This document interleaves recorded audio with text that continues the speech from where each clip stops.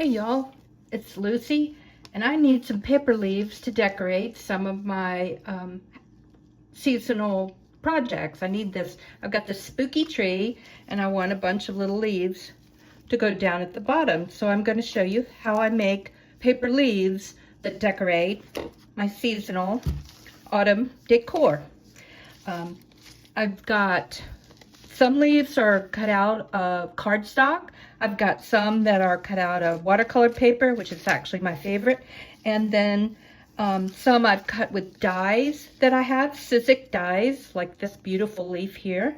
And some I cut from a pattern that I made that is an SVG pattern that you can get on my blog. So you can see I need it for all sorts of things. I've got this creepy crawly candy box. I'll reveal that later on, but it needs leaves at the bottom. So that's what we're going to make today. And again, I'm Lucy. My blog is paperglitterglue.com because I love crafting with paper. Okay, I'm going to move the leaves that I've already done out of the way so I can show you how to make paper leaves that are, you know, pretty realistic. And this is one reason I like the watercolor paper. It holds its shape so well. You can get different thicknesses of watercolor paper, but I like, I think it's like 140 pound or 180. Okay, so these are my leaves. I'm going to do the staining here. You can use what's called a splat box, a cardboard box that you spray into, but I'm just going to work off of this area, and I've got a little spray bottle with some water in it if I want to dilute it. So anyway, these are watercolor leaves, and I'm going to get messy. I have to make sure I have a rag around so I can wipe off my fingers. So this is a stain called Barn Door, and it also comes in a spray. In fact, this may be obsolete. It may only be available in a spray, but you can do like this, and then just kind of dip your paper cutout, your paper leaf, and see how it looks. See what you think. Spray a little water on it if you like. Dip again. Get the stronger color. Okay. All right, let's spray directly on it. This one's fired brick. Yeah, there we go. And I like it to be a little bit variegated. I don't like the color to be exactly the same. That's one reason I don't usually make my leaves out of cardstock. I like a little bit of variation in the color. This one's got mica stain on it. I like the shine. And you can see the variation in the color on this leaf. Alrighty, so let's put a couple more leaves in there. Let's make some yellow leaves. And kind of dip them around, flip them over. And really, you do what you like. Kind of do what appeals to you.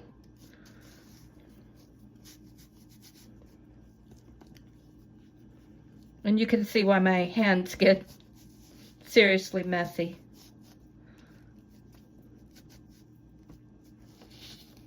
Okay, that looks interesting. Get some more on this one. Spread it around. So we've got some yellow and some orangey spots. I kind of covered up most of the yellow. Get another yellow squirt. This is mustard seed. And these are spray stains from Ranger. That's the company.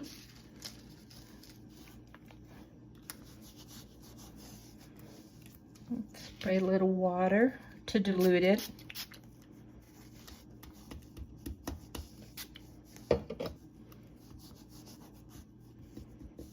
Oh yeah, I like that one. Yeah, that one looks good. And this water paper, I actually, let's get a much more intense red. Let's see. Let's do the barn door on top. Yeah, that's good. Let's see what the back looks like. A little more. I wrinkled these watercolor papers up to try to give a little more variation in the color. Alrighty, so you can see how the watercolor paper, how beautifully it takes a stain, and also when it's wrinkled, it makes extra little interesting veins and stuff. So let's try the cardstock. I embossed this. This is a pattern I've got on my blog that you can get for free, a leaf pattern, and it is embossed, or debossed. So anyway, instead of the scoring tool, I used a debossing tool on my Cricut Maker, and to make a deeper vein, but it's kind of hard to see. Let me see if I could, there. You can kind of see it when I turn. Alrighty, let's see how the watercolor paper does. Oh, it's doing well. This is 1 10-pound watercolor paper. The most common kind is 65. And again, you can use watercolor paper if you want. I just like, or cardstock, regular cardstock. If that's what you have, it still makes beautiful leaves. And I think you can see.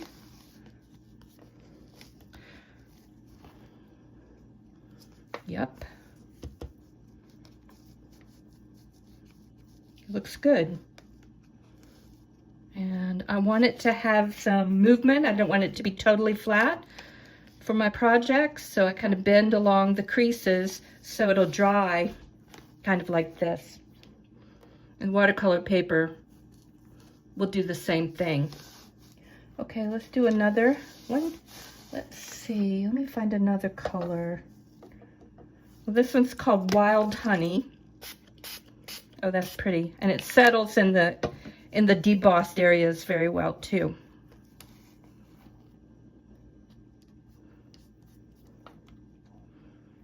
I'll kind of wash that away. Let's make a crease so that we'll stain it again. Or what was it? Oh, Wild Honey. I put it down out of my reach. Okay. I like how the cardstock is absorbing it deeper on the edges, so it's like it kind of distresses the edges for you automatically. So they both look good, they both look interesting.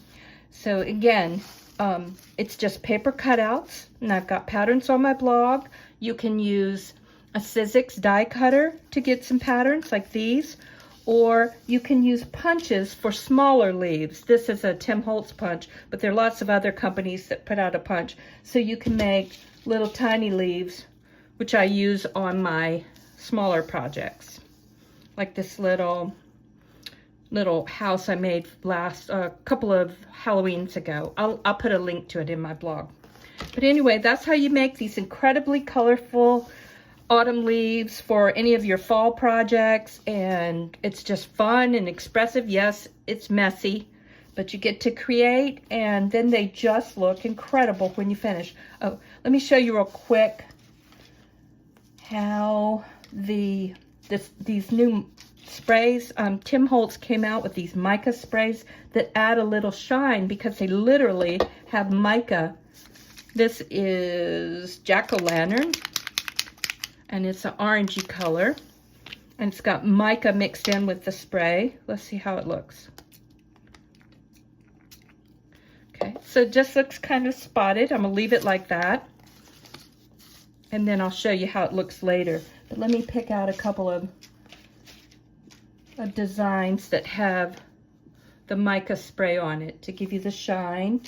And I think I've shown you this one already. See, I think it looks like a real leaf with the shine. This one's got just a little bit of the gold on it. So it just gives another visual interest to the paper flowers.